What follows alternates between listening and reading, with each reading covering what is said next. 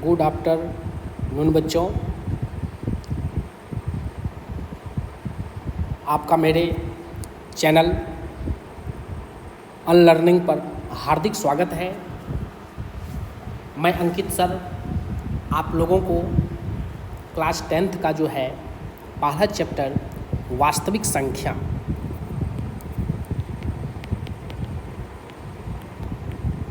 शुरू किया था। यानी वास्तविक संख्या में आप लोगों को मैंने यूक्लिड विभाजन एल्गोरिथम के बारे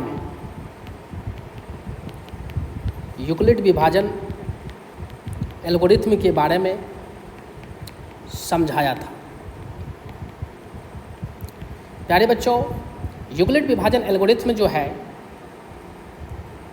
दो धनात्मक पूर्णांकों के HCF निकालने की तकनीक है, विधि है। इसमें आप लोगों को दो धनात्मक पूर्णांकों का HCF कैसे निकालते हैं उसके बारे में आगे आप लोगों को बताऊंगा। तो सबसे पहले आप लोगों को मैंने कल बताया था दो धनात्मक पूर्णांक A और B का HCF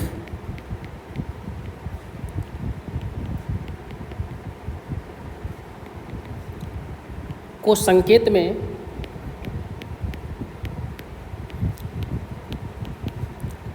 मौसौ लिख करके छोटी ब्रैकेट के अंदर A, B लिख देंगे या HCF लिख करके छोटी ब्रैकेट के अंदर A, B लिख देंगे।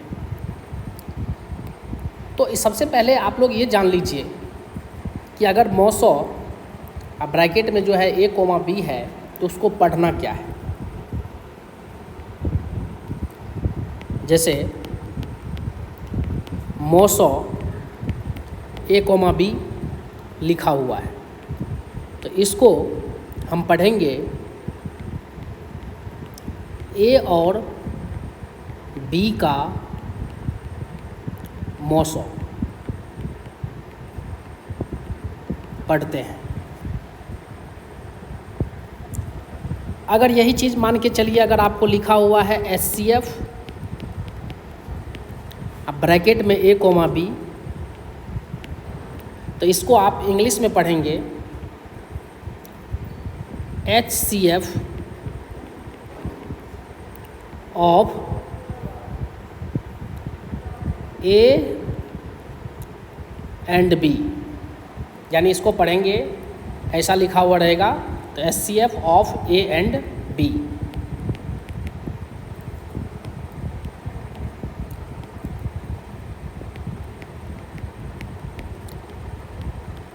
पढ़ते हैं। जैसे मान के चलिए संख्या 96 और 15 का मौसौ निकालना है को संकेत में मौसौ लिख करके ब्रैकेट में 96, 15 लिख देंगे।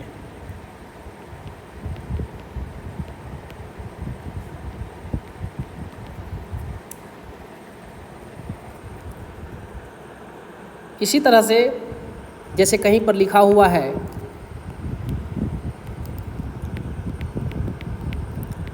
मौसौ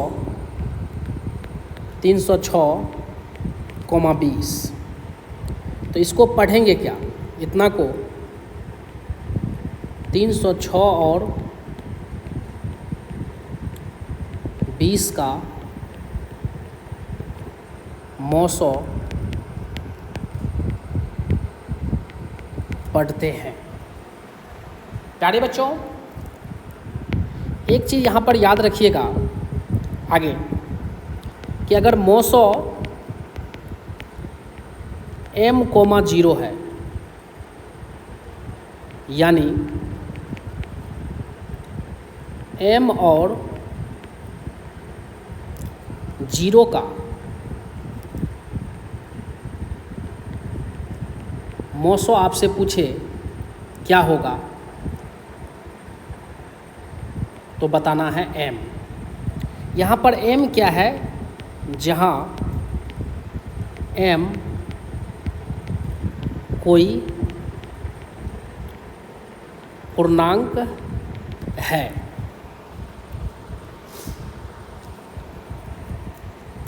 इसी तरह से एक बार परीक्षा में इस तरह से पूछा गया था कि मौसो 4,0 क्या होगा। तो प्यारे बच्चों, अभी हमने बताया कि m और 0 का मौसो अर्थात किसी संख्या और 0 का मौसो क्या होगा। जैसे 4 और 0 का मौसो तो 4 होगा। इसी तरह से आपसे अगर कोई पूछ दे कि बताओ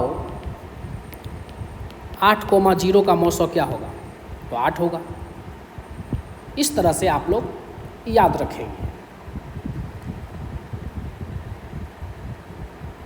प्यारे बच्चों, यूक्लिड विभाजन एल्गोरिथ्म की मदद से एचसीएफ हम लोग कैसे ज्ञात करेंगे, इसके लिए हम एक उदाहरण लेकर के आप लोगों को समझा देता हूँ कि जैसे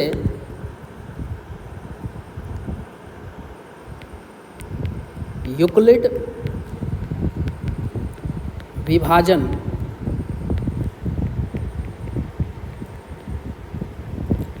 एल्गोरिथ्म का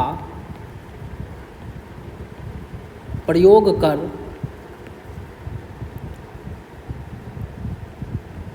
22 और 5 का मौसो ज्ञात करें।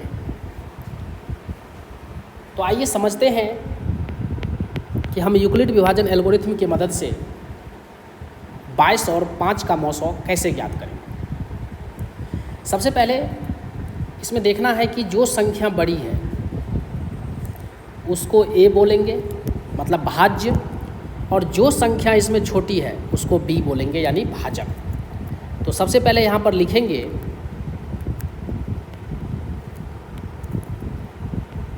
दिया है, यानी गिवन डेट a बराबर 22 और b बराबर 5। और सबसे पहले लिखेंगे यूक्लिड विभाजन एल्गोरिथ्म से। प्यारे बच्चों, पिछले वीडियो में आप लोग देख लेना, यूक्लिड विभाजन एल्गोरिथ्म को EDA से सूचित करते हैं। E for Euclid, D for division, A for algorithm. तो इतना बड़ा वर्ड को हम शॉर्ट में लिखेंगे EDA। समझ गए होंगे।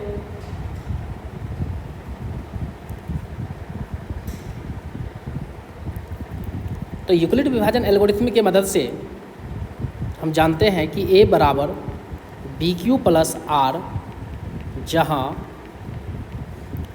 R का मान 0 या 0 से बड़ा लेकिन B से छोटा। तो सबसे पहले यहाँ पर देखिए कि A के जगह पर 22 और B के जगह पर 5। अब 5 से कितना बार में लगेगा, तो साइड में आप जो है इस तरह से लाइन खींच दीजिए कॉपी में और ऐसे करके रफ कर लेंगे। तो 22 को हम 5 से देंगे तो 5 चौके 20, यानी आप देखिए कि 4 बार में लगा और शेषफल जो है 2 आया। तो जब शेषफल 0 नहीं आवे तो जो पहले भाजक है वो आ जाएगा भाज्य के जगह पर, और जो पहले शेषफल है वो आ जाएगा भाजक के जगह पर। तो प्यारे बच्चों, अब 2 जो है, जो पहले शेषफल था वो अब भाजक बन जाएगा, और जो पहले भाजक था वो अब भाज्य बन जाएगा। तो 2 दूनी 4। तो इस बार 2 से लगा 2 बार में, अब प्लस शेषफल 1।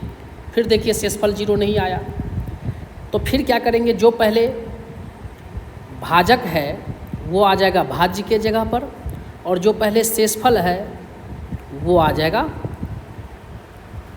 भाजक के जगह पर।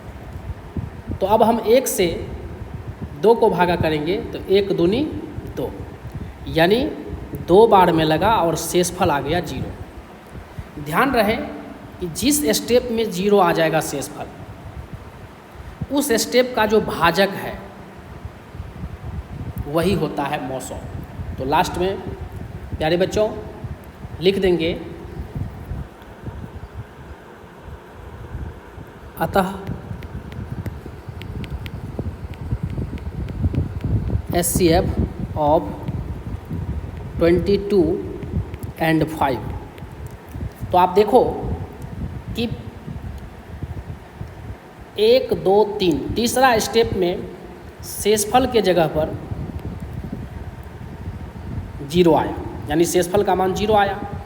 तो शेषफल का जो मान 0 आया है जिस स्टेप में, उस स्टेप का भाजक क्या है, यानी B, वो है 1। ठीक है, तो इस तरह से हमारा HCF हो गया 1। आशा करते हैं कि आप लोग समझ गए होंगे। अगर इसमें कोई परेशानी है तो मैं एक और उदाहरण देकर के आप लोगों को फिर से मैं समझा देता हूँ। पुनः यही क्वेश्चन, यूक्लिड विभाजन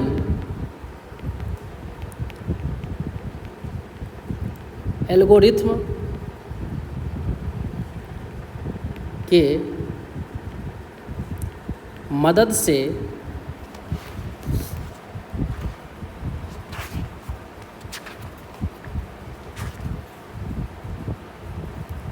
(225) और 135 का HCF ज्ञात करें। प्यारे बच्चों, अभी मैंने बताया कि जो संख्या बड़ी होगी उसको A बोलेंगे और जो संख्या छोटी होगी उसको B बोलेंगे। अब सबसे पहले लिखेंगे यूक्लिड विभाजन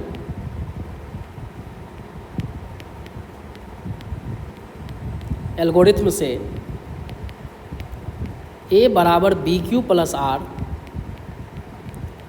जहाँ R का मान 0 या 0 से बड़ा लेकिन B से छोटा। तो A के जगह पर 225 और B के जगह पर 135।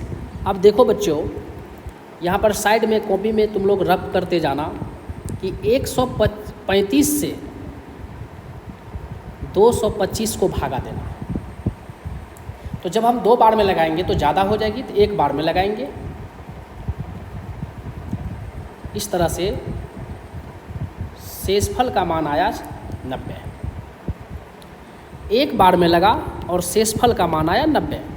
प्यारे बच्चों, जब शेषफल का मान 0 नहीं आवे तो जो पहले भाजक है वो आ जाता है भाज्य के जगह पर, और जो पहले शेषफल है वो आ जाता है भाजक के जगह पर। तो अब हम 90 से 135 को भागा देंगे तो 1 बार में लगेगा, तो ये आ जाएगा 45। यानी आप देखो कि 90 से जब हम 135 को भाग दिए तो 1 बार में लगा, भागफल की जगह पर 1, और घटाए जब तो शेषफल का मान जो है वो आ गया 45। फिर देखो यहाँ पर कि शेषफल का मान जो है वो 0 नहीं आया, तो फिर अब स्टेप बढ़ेगा।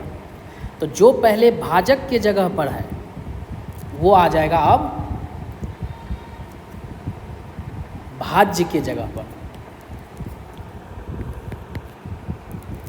तो पहले भाजक के जगह पर 90 है, तो अब वो आ जाएगा भाज्य के जगह पर, और जो पहले शेषफल के जगह पर है 45, वो आ जाएगा भाजक के जगह पर। तो 45 से अब दो, तो देखो ये 2 बार में लगा और शेषफल का मान आ गया 0। इस प्रकार से देखो कि इस स्टेप में शेषफल का मान 0 आ गया तो इस स्टेप का जो भाजक है b, यानी a बराबर बी क्यू प्लस आर, तो b के जगह पर इस स्टेप में जो है 45, तो लिख देंगे अतः HCF ऑफ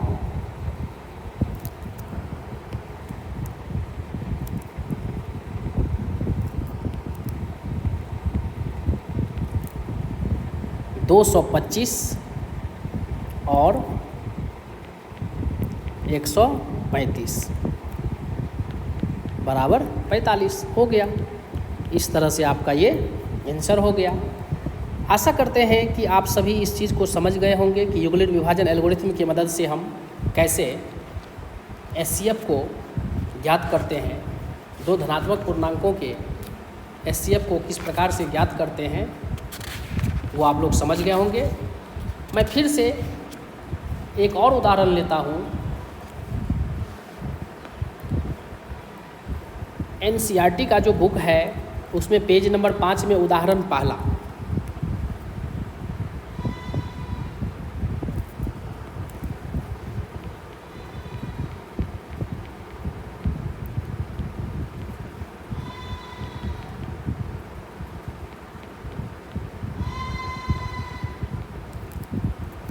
तो उदाहरण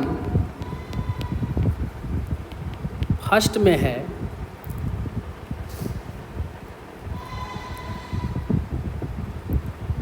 4052 और 12576 का HCF यूक्लिड विभाजन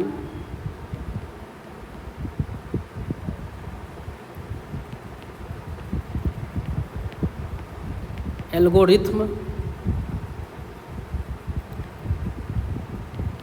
का प्रयोग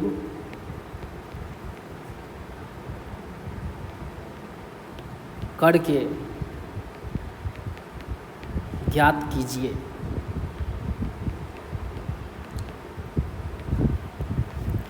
अब देखो बच्चों, इसमें जो सबसे बड़ा नंबर है वो है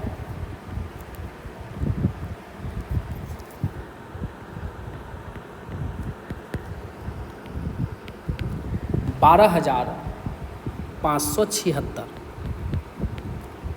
और जो छोटा नंबर है वो है 4,052।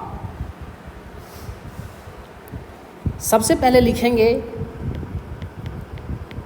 यूक्लिड विभाजन एल्गोरिथम से भाज्य बराबर यानी a बराबर बी क्यू प्लस आर, जहाँ r का मान 0 या 0 से बड़ा लेकिन भाजक से छोटा। अब इसमें a की जगह पर देखो बच्चों 12,576 है और b के जगह पर 4,052। तो अब देखना है कि साइड में रफ कर लेना है कॉपी में भी कि 12,576 को 4,052 से जब हम भागा करेंगे तो ये कितनी बार में लगेगा।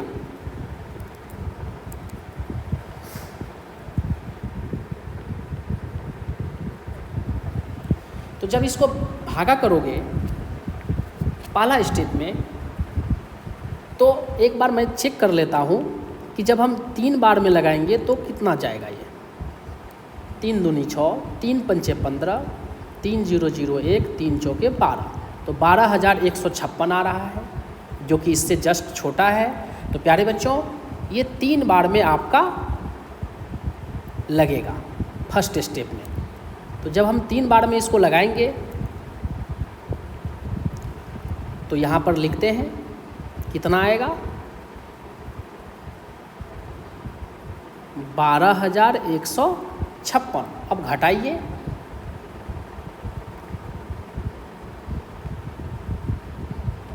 बच्चों ये 3 बार में लगा और शेषफल का मान आया 420। अब देखो बाबू कि जो पहले भाजक के जगह पर है वो आ जाएगा भाज्य के जगह पर, जब नहीं कटेगा तब, और जब जो शेषफल के जगह पर है वो आ जाएगा अब भाजक की जगह पर। तो अब देखो कि 420 से 4052 को जब लगाएंगे हम भागा तो कितनी बार में लगेगा। एक बार देखो बच्चों, इसको हम 9 बार में देखते हैं लगा। 9 0 0, 9 दूनी 18, 9 चौके 36, 1 37। तो ये जो है 9 बार में जब लगेगा तो 4052 के निकट आ जाएगा। इस तरह से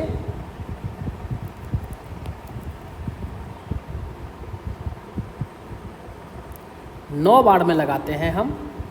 9 0 0, 9 दूनी 18, 9 चौके 36, 1 37। अब देखो बच्चों, घटाते हैं तो ये शेषफल आ गया 272, यानी 9 बार में लगा और शेषफल आ गया 272। फिर नहीं आया शेषफल 0, तो जो पहले भाजक के जगह पर है वो आ जाएगा अब भाज्य के जगह पर, और जो पहले शेषफल के जगह पर है वो आ जाएगा भाजक के जगह पर। अब देखो बच्चों, 272 से हम 420 को भागा करते हैं, 2 बार में जब हम लगाएंगे तो ये लगता है ज़्यादा हो जाएगा। देख लो एक बार, 2 दूनी 4, 2 सते 14, 2 दूनी 4 1 5, ज़्यादा हो गया तो 2 बार में नहीं लगेगा, ये लगेगा 1 बार में। तो 1 बार में जब हम भागा किए तो ये आ गया आपका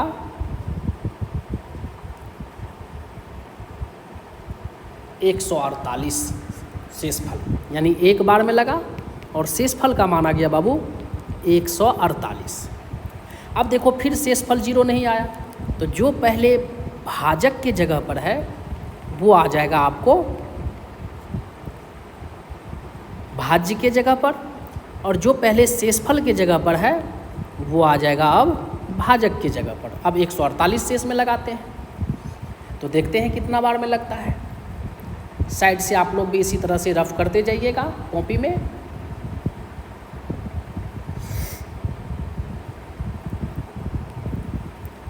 तो 272 को जब हम भागा करेंगे 148 से तो ये 2 बार में देखते हैं कितना जाता है। 2 बार में लगता है ज़्यादा हो जाएगा, ज़्यादा हो गया तो फिर लगेगा ये 1 बार में।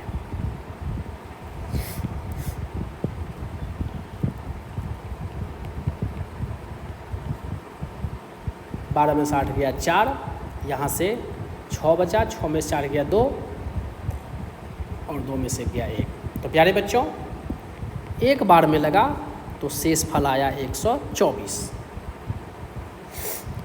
फिर शेषफल का मान 0 नहीं आया, तो जो पहले आया है, जो पहले भाजक के जगह पर है वो आ जाएगा अब भाज्य के जगह पर, और जो पहले शेषफल के जगह पर है वो आ जाएगा अब भाजक के जगह पर। तो फिर हम 124 से 148 को करते हैं भागा, तो ये आपको जो है 1 बार में लगेगा। इस तरह से शेषफल आ गया 24। तो यहाँ पर देखते हैं कि फिर शेषफल का मान 0 नहीं आया, तो अब हम क्या करते हैं, फिर जो पहले भाजक के जगह पर है वो भाज्य के जगह पर आ जाएगा, और जो पहले शेषफल के जगह पर है वो आ जाएगा भाजक के जगह पर। तो अब हम अगला स्टेप में फिर से इसको बढ़ाते हैं। जो पहले भाजक के जगह पर है 124, ये आ जाएगा अब भाज्य के जगह पर, और फिर जो पहले शेषफल के जगह पर है वो आ जाएगा भाजक के जगह पर। अब देखो बच्चों, 24 से 124 को भागा करेंगे 5 बार में लगेगा, ये हो जाएगा बाबू शेषफल 4। फिर शेषफल का मान 0 नहीं आया, तो जो पहले है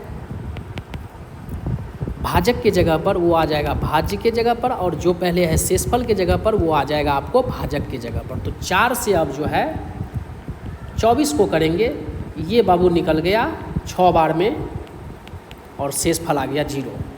बस इसी वक्त का इंतज़ार था कि शेषफल 0 आ जाता है तो उस स्टेप का जो भाजक होता है, जिसको हम लोग b बोलते हैं, वही उसका HCF होता है। तो लास्ट में लिख देना बाबू देयरफॉर, या इसलिए HCF ऑफ 12,576 और 4,052 का HCF 4 हो गया। इस तरह से आशा करते हैं कि ये क्वेश्चन आप लोग अच्छे से समझ गए होंगे। प्यारे बच्चों, अब मैं इसी चैप्टर का दूसरा उदाहरण आप लोगों को बताता हूँ कि दूसरा उदाहरण किस तरह का है।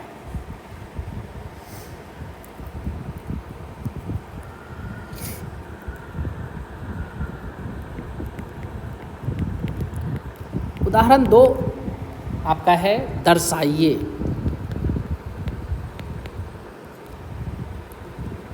कि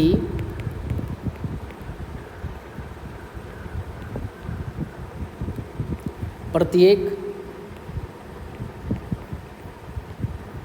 धनात्मक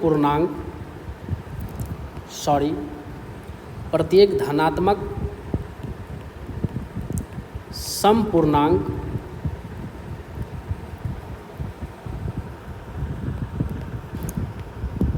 टू क्यू के रूप का होता है तथा प्रत्येक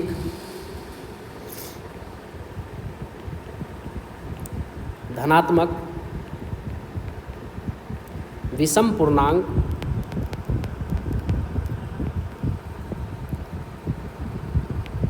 टू क्यू प्लस 1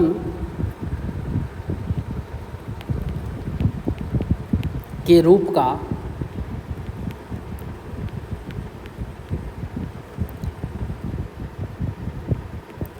होता है, जहाँ Q कोई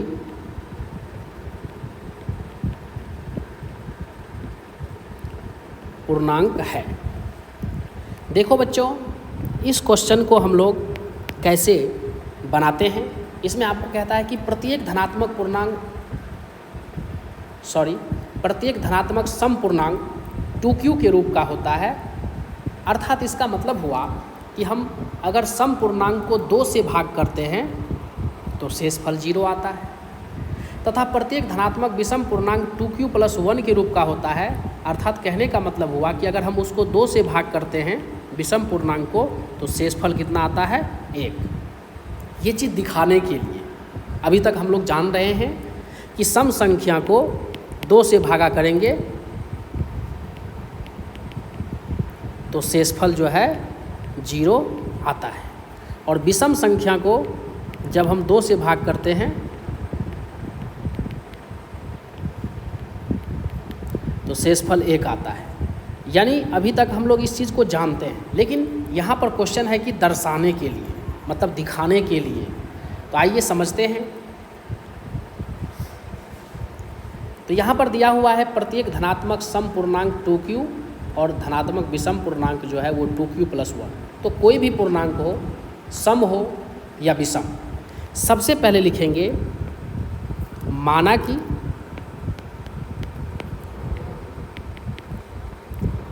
ए कोई धनात्मक पूर्णांक है, तो यूक्लिड विभाजन एल्गोरिथम से क्या जानते हैं, a बराबर BQ प्लस R, जहाँ R का मान 0 या 0 से बड़ा लेकिन भाजक से छोटा। तो यहाँ पर देखो बच्चों, 2q और 2q प्लस 1, यानी सम में दिखाना है 2q और विषम को दिखाना है 2q प्लस 1।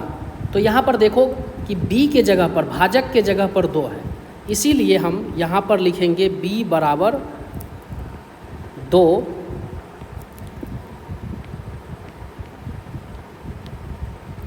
रखने पर।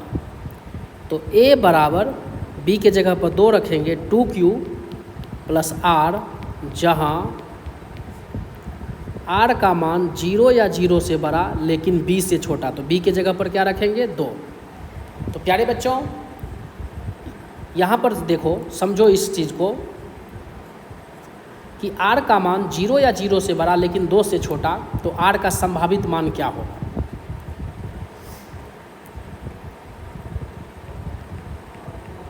तो यहाँ r का संभावित मान, r का मान 0 या 0 से बड़ा तो 0, और 0 से बड़ा 1, लेकिन 2 से छोटा तो 1 तक ही होगा। अब हम इस r के मान को बारी बारी से इसमें रखेंगे। a बराबर 2q प्लस r, इसमें रखेंगे r की जगह पर।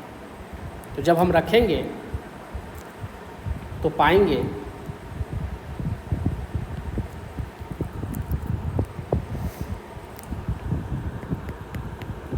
जब r बराबर 0 तो a बराबर 2q प्लस क्या है, r है। तो r के जगह पर अभी हम क्या रख रहे हैं, पहले 0।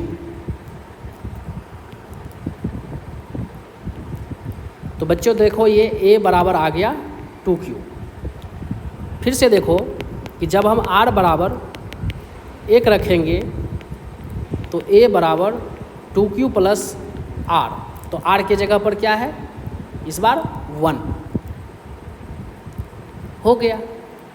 तो यहाँ पर देख सकते हैं कि ये विषम पूर्णांक का रूप है और ये जो है सम पूर्णांक यानी धनात्मक सम पूर्णांक का रूप है, और ये धनात्मक विषम पूर्णांक का रूप है। इस प्रकार से हम लोग दर्शा दिए। तो लिखेंगे अतः प्रत्येक धनात्मक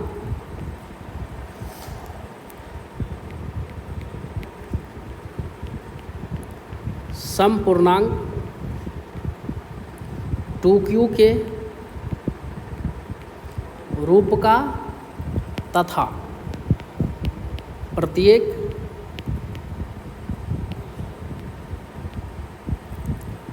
धनात्मक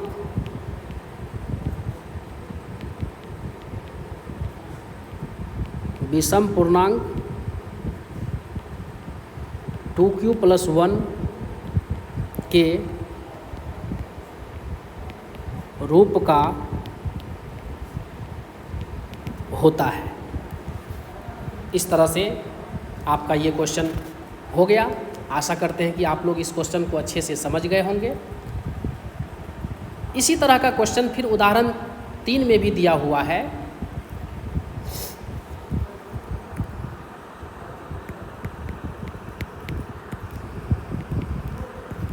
उदाहरण 3 में है बच्चा कि दर्शाइए कि एक धनात्मक विषम पूर्णांक, दर्शाइए कि एक धनात्मक विषम पूर्णांक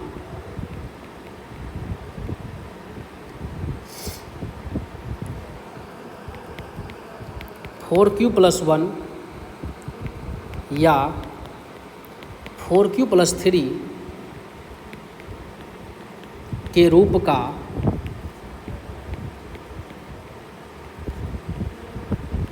होता है, जहाँ q एक पूर्णांक है। प्यारे बच्चों यहाँ पर देखिए कि आपको बता रहा है कि दिखाने के लिए कि एक धनात्मक विषम पूर्णांक 4q प्लस 1 के रूप का होता है या 4q प्लस 3 के रूप का होता है। इसका मतलब हुआ कि अगर हम किसी विषम संख्या में यानी धनात्मक विषम पूर्णांक में 4 से भाग देंगे तो शेषफल के जगह पर या तो 1 आएगा या तो 3 आएगा। आप इसका उदाहरण से भी समझ सकते हो कि 4 से तुम 33 को भाग दो, विषम है ये, तो ये लगेगा 8 बार में, तो इसमें शेषफल आ गया 1। फिर अगर 4 से अगर किसी दूसरे विषम पूर्णांक हम लेते हैं 15, तो 4 तिया 12, तो देखो शेषफल 3 आया। इस चीज़ को ध्यान में रखना है कि जब हम किसी विषम पूर्णांक में 4 से भाग देंगे तो शेषफल 1 आएगा या 3 आएगा। तो यहाँ पर हमें दर्शाने के लिए कह रहा है, तो आइए इसको समझते हैं कि कैसे इसको हम दर्शाएंगे। प्यारे बच्चों, धनात्मक विषम पूर्णांक पूछे या धनात्मक सम पूर्णांक पूछे, सबसे पहले मानना है कि माना कि ए कोई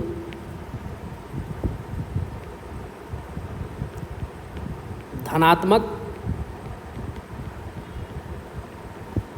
पूर्णांक है, तो यूक्लिड विभाजन एल्गोरिथ्म से a बराबर बी क्यू प्लस आर, जहाँ r का मान 0 या 0 से बड़ा लेकिन भाजक से छोटा। प्यारे बच्चों, यहाँ पर आप देखो कि 4q प्लस 1 या 4q प्लस 3 है, तो b के जगह पर यानी भाजक के जगह पर 4 है, तो यहाँ पर लिखेंगे b बराबर 4 रखने पर, तो a बराबर 4q प्लस r, b के जगह पर रख दिए 4, और r का मान 0 या 0 से बड़ा लेकिन भाजक से छोटा, तो भाजक के जगह पर यहाँ पर कितना रख रहे हैं, 4 को। तो इसको पढ़ के देखो, r का मान 0 या 0 से बड़ा लेकिन 4 से छोटा, इसलिए r का संभावित मान 0, 1, 2, 3, चूँकि 4 से छोटा तक लेना है। तो यहाँ पर हमें कह रहा है धनात्मक विषम पूर्णांक, तो विषम कह रहा है तो हम विषम वाला अंक को वहाँ पर रखेंगे, एक बार 1 रखेंगे, एक बार 3 रखेंगे। तो आइए रख करके देखते हैं। जब r बराबर 1 तो a बराबर 4q प्लस r है, तो r के जगह पर 1 रख रहे हैं, हो गया। फिर इसके बाद जब r बराबर 3 तो a बराबर 4q प्लस r है, तो r के जगह पर क्या रख रहे हैं, 3 को, तो यहाँ पर 3 हो गया। इस प्रकार से हमने पाया। अतः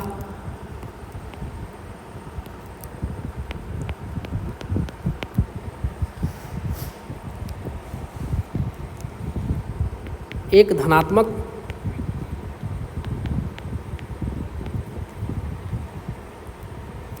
विषम पूर्णांक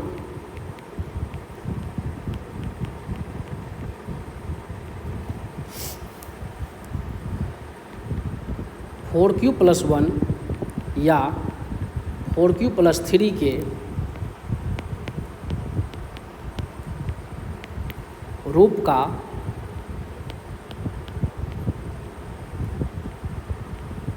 होता है। आशा करते हैं कि आप इस क्वेश्चन को समझ गए होंगे। प्यारे बच्चों, अगला उदाहरण है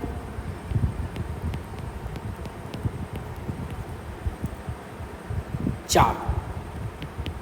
इस उदाहरण में हमें कहता है कि एक मिठाई विक्रेता के पास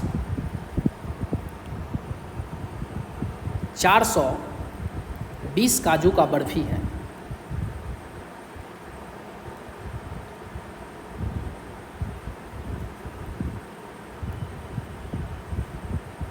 और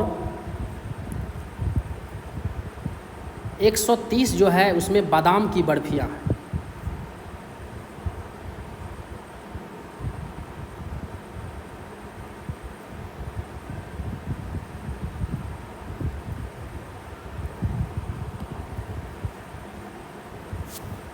तो वह इनकी ऐसी ढेरियाँ बनाना चाहता है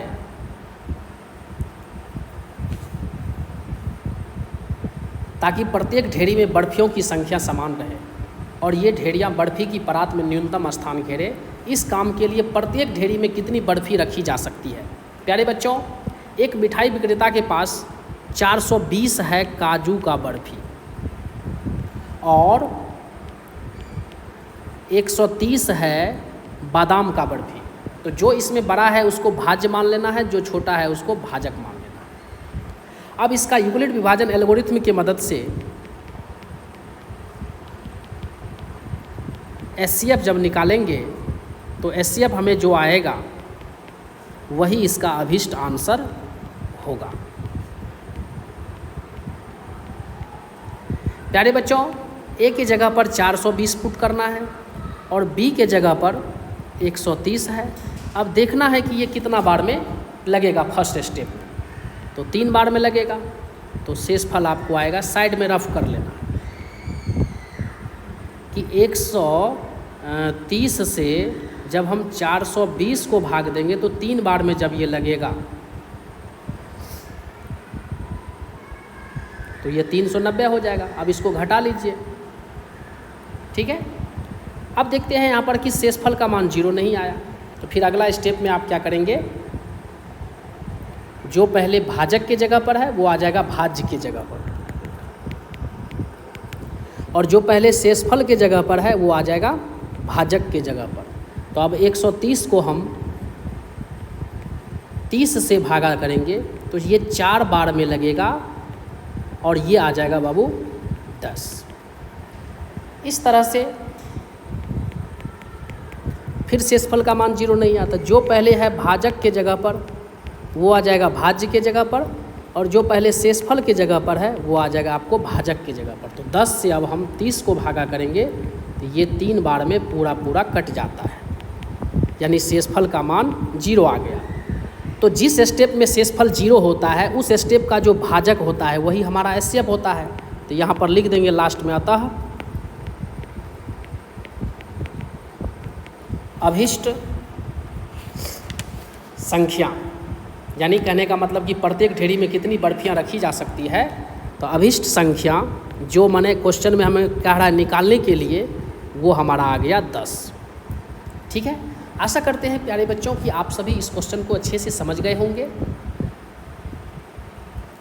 अब इससे आगे का जो है कल आप लोगों को बताऊंगा। आप लोग मेरे चैनल को सब्सक्राइब कर दीजिएगा, वीडियो को ज़्यादा से ज़्यादा लाइक कीजिएगा, शेयर ज़रूर कीजिएगा। धन्यवाद।